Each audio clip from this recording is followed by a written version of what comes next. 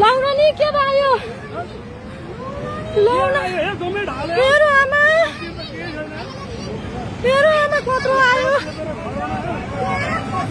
लाउन लाउन नि पानी होला छेकी गरी भने हैन पानी अब त्यो देवी डुबानमा पर्दो जस्तो छ ए पानी होला भाग मेरो आमा हेर्नु त कत्रो आयो लाउन नि बटर केही छैन रे हो आमा काको के होला यो हेर्नु त यहाँ आइपुग्यो